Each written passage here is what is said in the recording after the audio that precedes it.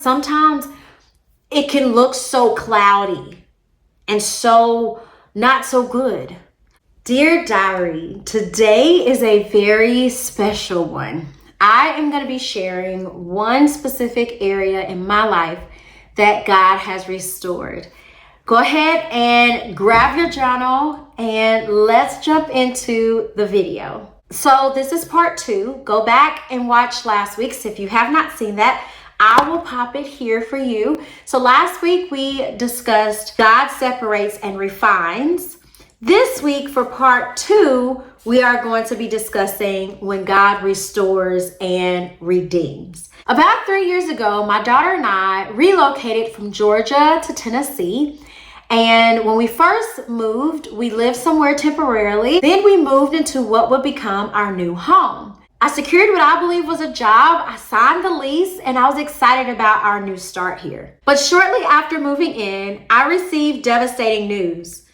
The job that I thought was mine was not mine.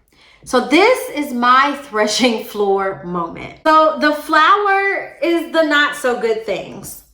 The uncertainty about income, needing money for rent and bills, desiring stability in an unstable situation, the possibility of having to move again. So everything felt covered in flour. Fear tried to cloud my faith. I began allowing the threshing to happen. I began allowing the sifting, the shifting, the shaking to happen. I could then see clearly. So this is where the illustration gets really good, all right? I just told you the not good things. Remember last week's video, we talked about Romans 8:28. All things work together for the good. The rice, what was good? Once the dust settled, or the flour for us, once the dust settled, I was able to see the good. It became very visible. God met me in my uncertainty.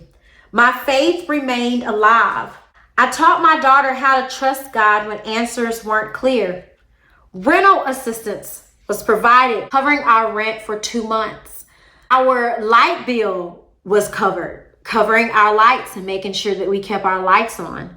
I found a job that I'm still in today, work that I truly love. I get paid to be about my Father's business. That is restoration beyond survival. That is purpose. God didn't just restore stability. He elevated calling. He provided redemption. I hope that blessed you. I really, really hope that encouraged you.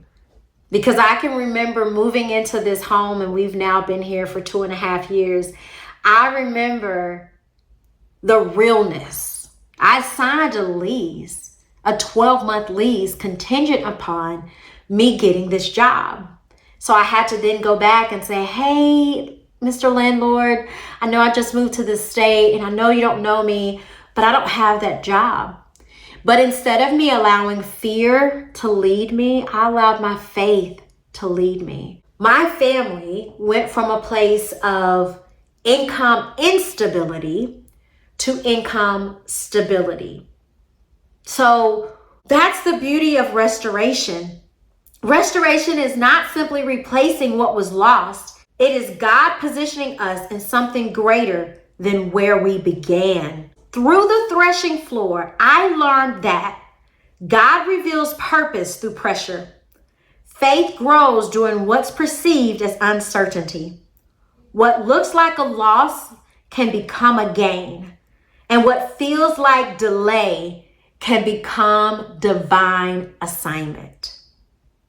I really hope that this encourages you to take the muddle, the mud, the murk, the I can't see clearly, and allow that sifting to happen, because it's all intertwined. Sometimes it can look so cloudy and so not so good that you don't think any good is in it. But the Bible does not lie. God does not lie. The Bible says in the book of Numbers that God is not like man that he should lie, nor the son of man that he should repent. If he said it, he will do it. And if he spoke it, he will make it good. There's another area of the Bible that says, I've never seen the righteous forsaken, nor his seed begging bread.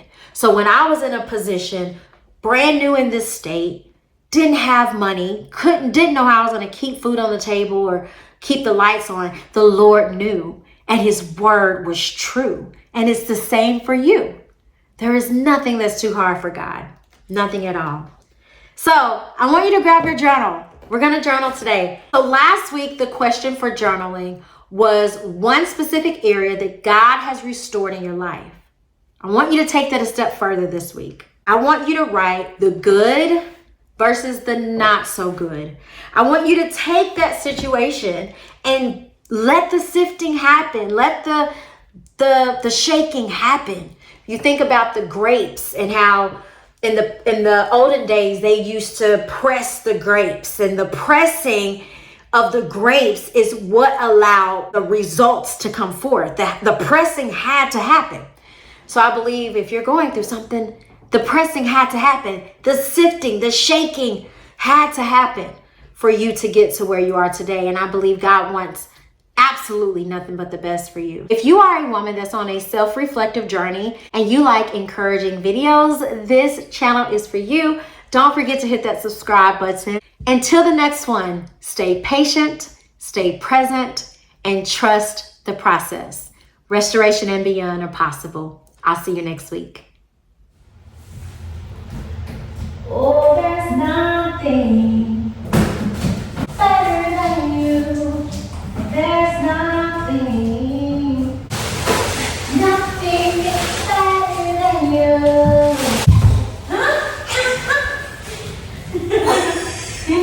So you know we're gonna put it.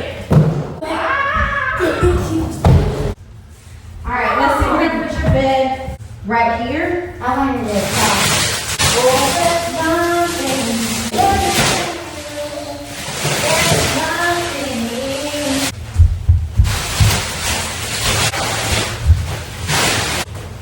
Let's go get the chair from the chair over there.